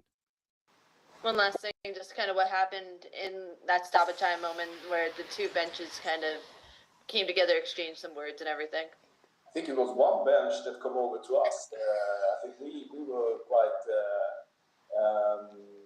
calm, but of course when we have the whole stuff there, it's interesting. I think they reacted because I was there. It's so childish. Their player was shouting on the referee in front of me, and I told him to shut up, basically. And then I had their coach here. Never seen him moving so fast. So and then then their players, they have no clue what I have said because I didn't say anything strange. And then it just builds and builds. So very interesting. In Sweden, I can say it's a lot of fights between the benches. So and I didn't say anything to them. So but they were very upset. So but that's part of it, and I think also that showed the passion, and we stood up for each other in a good way. We did. I didn't do anything, and my team and my players behaved in a good way. So it was good to see. Okay, so Henrik Rudström after the match basically says, well, I didn't do anything. And that may be factually true. I think a lot of folks were looking at one of his assistant coaches in that regard. So when you have an opposing coach go to an opposing player and basically tell opposing player, and this is with Rudström's words, where Rudström basically has people on his staff telling the opposing player, shut up, as he said, then, as Tata said, he's going to come over and defend his players. So, as Tata says, there are codes. And when you have a coach for an opposing team kind of jawing back and forth with one of your players, Tata is going to instantly defend that player. And so, yes, leaving the technical area, I have no idea about any choice words or colorful metaphors or anything like that. But that was why I wanted to play that soundbite from Rudström and have all of you, and like I said, that was the full soundbite. That was question and answer. That was not edited in any way. That was the full deal.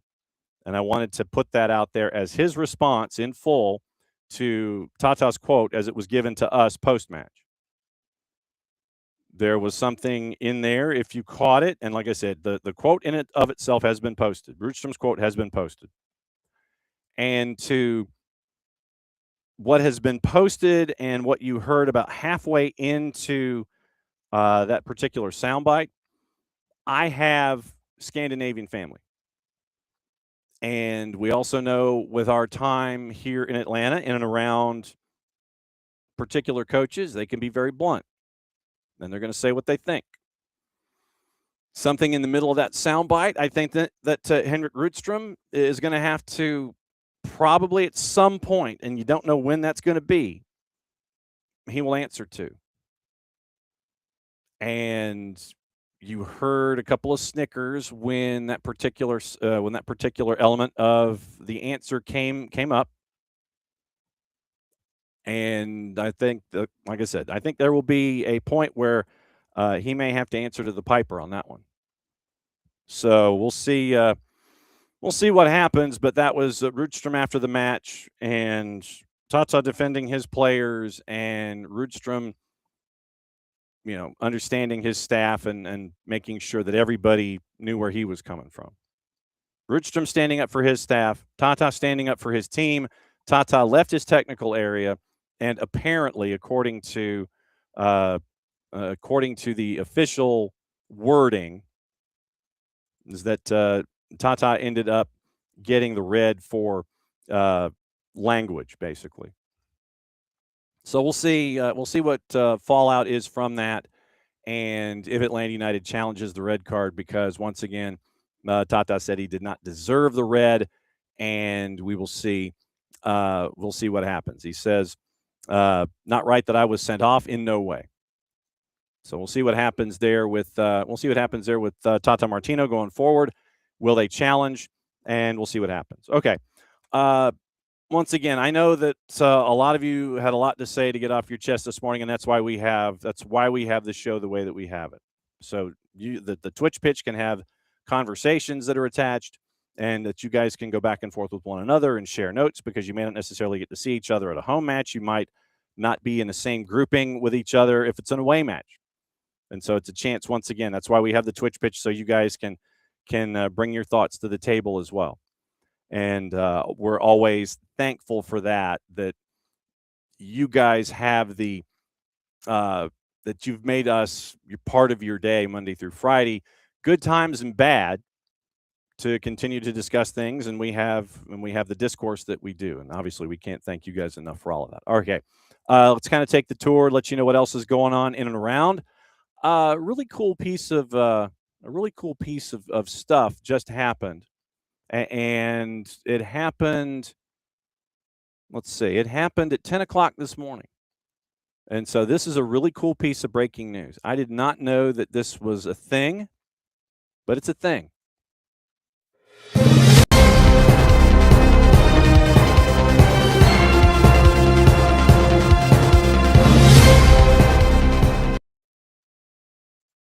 And you never know where it's going to come from. But get this.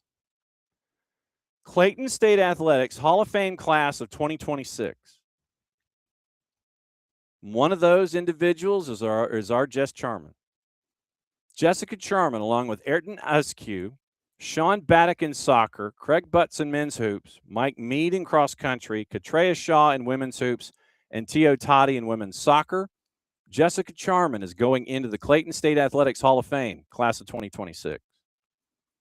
Came out from our friend Sam Vibrock this morning at 10 o'clock. One of the most decorated student athletes in program history. 34 matches, 154 saves, 353 shots.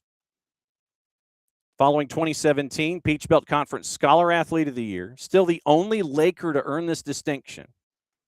3-time Peach Belt All-Academic.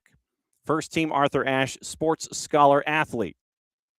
And we know what the rest is with Jess. But on the field and off, one of the most decorated student athletes in program history. So Jessica Charman is going into the Clayton State Athletics Hall of Fame. Saturday, May the 2nd, 1 o'clock in the University Center Commons. And so we'll keep an eye on that. But Jess is going into a Hall of Fame at Clayton State. So that's very, very cool. And obviously we could not be more proud of that for Jess. So that's cool. That's very, very cool. I did not know that that was there.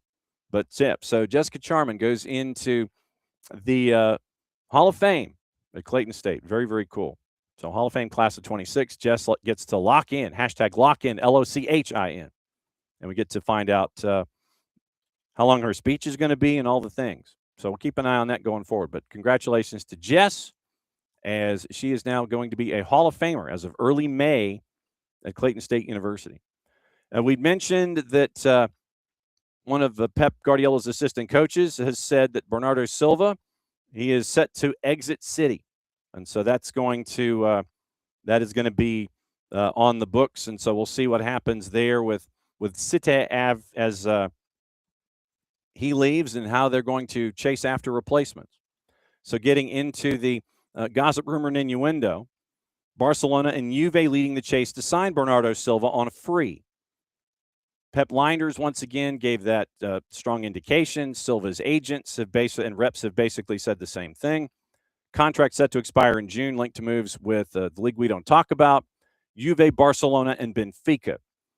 Arsenal, Manchester United, Manchester City, Liverpool, Chelsea, PSG, and Bayern have been contacted by intermediaries regarding a possible move for Vinicius Jr. this summer, according to Team Talk.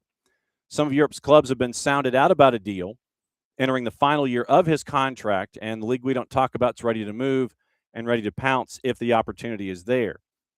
Contract talks have stalled last couple of months. Sources tell the four-letter that negotiations may not resume until after the World Cup, although the player has reiterated that he wants to stay. Real Madrid increasingly confident of sealing a move for Manchester City midfielder Rodri this summer, according to Team Talk. Allegedly have held discussions with City about possible terms for an exit. Continues to be linked with the Bernabeu. Real Madrid, quote, won't pay over the odds, whatever that means, to bring the Spain international to the club. Offer of €60 million reportedly will be enough to do a deal. AS reporting that Real Madrid open to a potential exit for Camavinga, PSG monitoring the situation. The 23-year-old's been with Los Blancos since 21, but has struggled to make himself a regular starter since joining from Rennes. Switch back to Ligue 1 could reunite his career once again. Madrid would want to make a profit on the €40 million they paid to sign him 5 years ago. Arsenal soon expected to make a formal approach to sign Bayer Leverkusen striker Christian Kofane.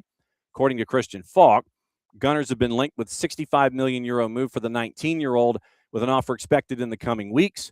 Cameroonian internationals made 40 appearances across all comps, 7 goals, 8 assists. Bayern Munich also reported to be monitoring his progress. RB Leipzig discussing a new contract with €80 million rated winger Jan Diomande that could include a release clause amid links with moves to like Liverpool and Manchester United, according to Fabrizio Romano. Diomande, who is only 19, Leipzig keen to let him develop as well. Other rumors on the board: Liverpool could sign Al Hilal forward Marcus Leonardo to replace Mo Salah this summer. That's from GMS, Gimme Sport. Manchester United among the clubs keen to sign Aston Villa midfielder Amadou Onana. Spain forward Dani Olmo not planning on leaving Barcelona this summer amid links to the league we don't talk about. AC Milan pushing to sign midfielder Leon Goretzka as a free agent when he leaves Bayern Munich in the summer. It's from Calcio Mercato. Italy midfielder Manuel Locatelli closing in on a contract renewal with Juve until the year 2030. That's from our friends at Tuttosport. Liverpool keen on Brighton midfielder Carlos Baleba. Newcastle winger Anthony Gordon as a part of a summer rebuild. That's from Ekrem Konur. Also, Konur has City, Barca, and Bayern all showing interest in Chelsea defender Josh Achiampong amid his lack of playing time at Chelsea, and Harry Wilson being on Tottenham's short list of transfer options, looking set to become free at the end of his contract at Fulham. Antonio Rudiger progressing in talks to extend his contract at Real Madrid as he nears the final 12 months of his deal with Los Blancos. That's from Nicolo Shira. Barcelona and PSG both interested in 16-year-old Mali wunderkid Abubakar Maiga, who plays for Africa Foot Academy, as an option for the future. That's from Sport. And Abby, have a good non-manic Monday to you as well. So that's your gossip, your rumor, and your innuendo. Now, we mentioned that today is Easter Monday, and I had not. All I did was look at a calendar, and it said Easter Monday in Canada. And I was like, well, what is Easter Monday? And I found out, courtesy of our friends at the Wikipedias, that Easter Monday actually is a thing. And in finding out about Easter Monday, second day of Eastertide and a public holiday in more than 50 predominantly Christian countries. In Western Christianity, marks the second day of the octave of Easter. In Eastern Christianity, it marks the second day of Bright Week. Bright Monday or Renewal Monday.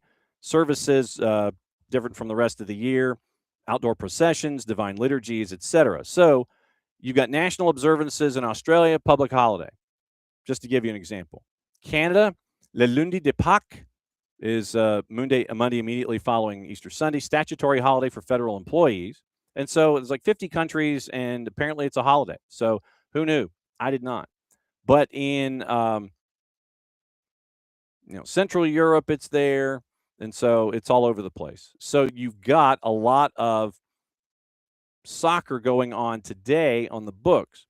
To give you an example, BN Espanol, simulcasting the Polish League, triple header, 8:45, 11:30, and 2:15, and you can get BN, all the BNs, and a bunch of other networks at Fanatis, fntz.co/soccer down here, and with that, you get all the BNs, which means you get Polish League, Turkish League, French League.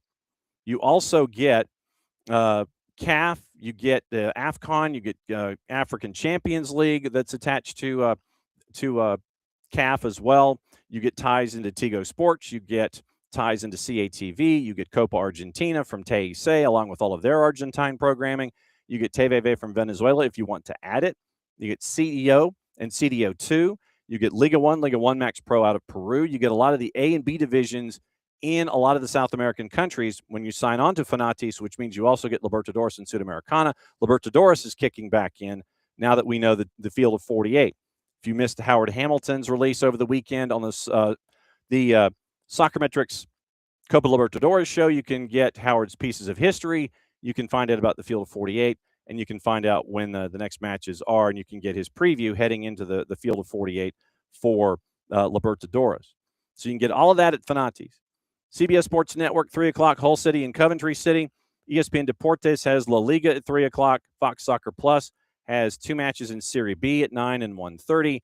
Paramount Plus right now, I'm watching, or at least I was until Paramount Plus froze again.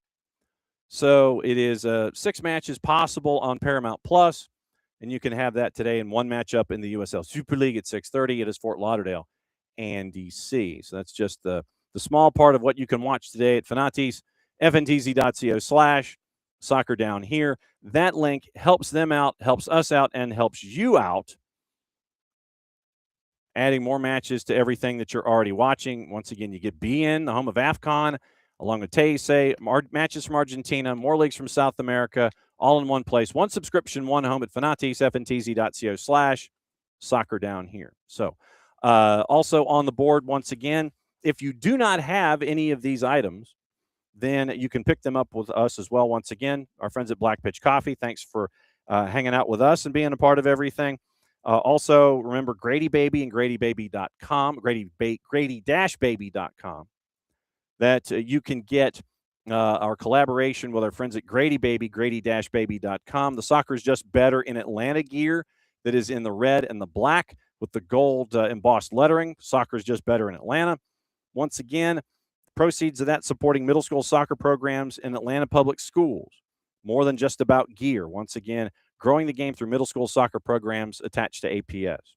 You've also got our friends at the Marshall Islands who are, trying to find out. They just had their first futsal championship, by the way. So futsal championship on the island, and you can get their gear to help them continue to build their program there nationally, and you can get the scarves from me. We've got a new shipment in here in the office, so if you don't have the Marshall Islands scarf yet, to help them keep the lights on and make sure that they can go one year to the next and try to qualify for things in Oceania and become a full-fledged member of the Oceania Confederation as they continue to grow. Get the scarf from me, get the gear from them. I can mail you the scarf easier than if you were to order it from them, and then you can help out in that aspect too. So our friends at the Marshall Islands, you can help them out. The last country on the planet trying to get a national team going, and you can help them out picking up all the gear, grab the scarves, all the things. So that's kind of where we're at this morning with all of those. And yes, and so Abby's wishing everyone a non-manic Monday, and that's always the fun part. So once again, tonight, we got a lot of stuff to get into on Soccer Over There. We've got FA Cup to get into. We got coaches under fire. We have what's going on in the Canadian Premier League once again.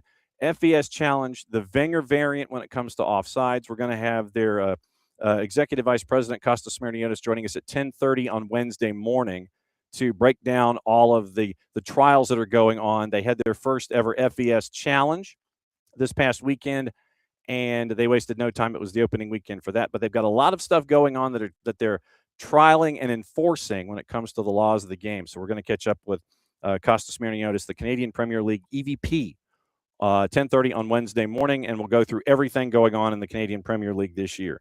Tonight, once again, stuff in the EFL Championship about just how off the rails it is financially.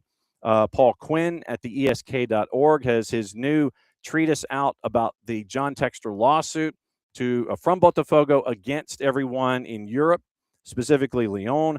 And you've got possible unification of leagues in Brazil and a lot of different things going on that are attached to the World's Game. And you've also got Picks of the Week coming back, because since we were flying around so much last week, it was kind of hard to do Picks of the Week. And since we were doing it remotely and we were talking U.S. men's national team and all the things, it was kind of hard to do Picks of the Week last week. And so we are going to reinstate that tonight, and we'll figure out what's going on with Picks of the Week and everything tonight.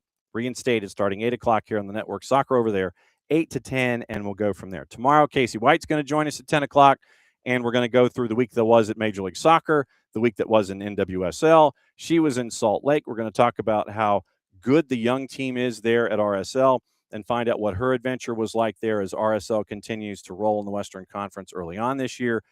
And we wish all of you a great Monday. Hopefully all of your equipment will work better than it does here at times, apparently. And we will have a big day coming up tonight. Once again, 8 o'clock, 8 to 10. We'll be back at it again here, 9:05 tomorrow with another go-round of SDH AM. And so once again, thanks to all of you. Let me see who was here today. Let me go through who was here and say hi. Saw Emilio, saw Tom, saw Abby, saw Michael Head, who was in here this morning. Let's see. Morning Wiley. And let's see. Morning Will. And let's see. I'm trying to see if there's anybody else that I missed. Emilio was in this morning. Will and Emilio and Abby and Michael. And like I said, I saw the airborne DJ Tom Russo was in this morning. And let's see. Who else am I saw Ricky at the top of the list who was in this morning. Let's see. I'm scanning backward. And let's see. Michael and Tom and Emilio and the Soccer for Good OG is in this morning. Good to see you, OG, as a part of the conversation.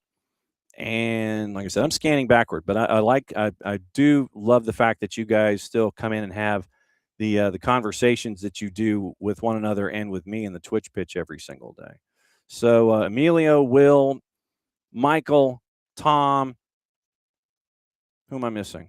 And I know that there's more, but actually, Tony, let me go over this way. Let me do it over here and go all the way back to the top of the order, and I can sit there and look at it this way and see what's going on. So let's see. Yes, Ricky, Will, Michael, Emilio, and Emilio, to your first point, it's always okay to boo.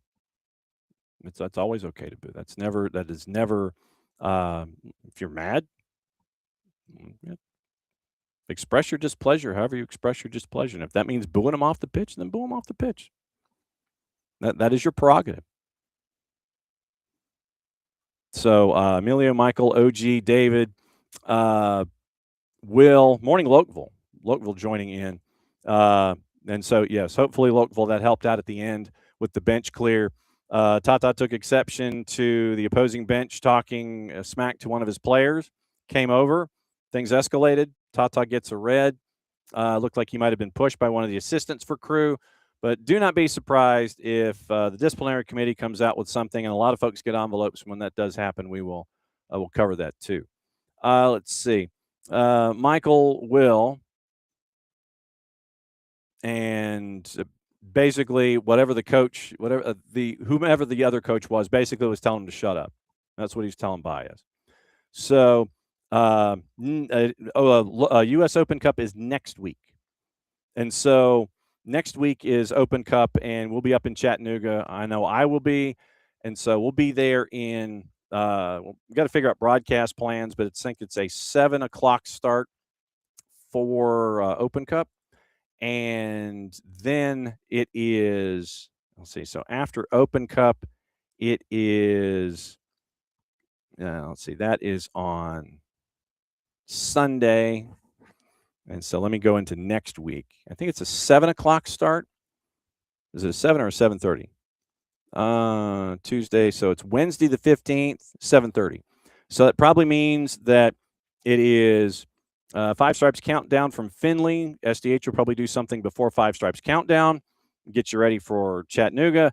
I will be doing the Thursday the 16th show from a hotel room because I'm not driving home after the match. So that's next week. So Wednesday the 15th from Fort Findlay, round of 32. That'll be where Atlanta United is. And that Surface, once again, continues to win no friends and give no favors. So we'll see what happens there. I think that's everybody. But no, thanks to everyone, as always, for chiming in and diving in, as you always do when it comes to anything and everything here on the morning show. So there was that was a rundown. And And there's the conversations. Okay, I think I got everybody. All right. So once again, thanks everybody for coming in, as you always do. And we will continue to talk about more of it tomorrow. Whatever's on your mind tomorrow, go ahead and dial it up and dive in, and we'll go.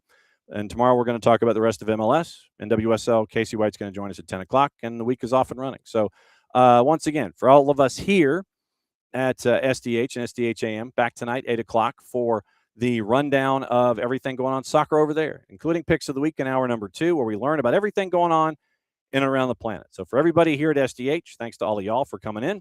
Back at it in 8 hours and 49 minutes. We're going to talk about everything going on overseas. For everybody here, to all of you there, thanks for hanging out with us. Mucho platiel, played safe. Since it's the end of the show, that means you get to do this. We'll see you in a bit.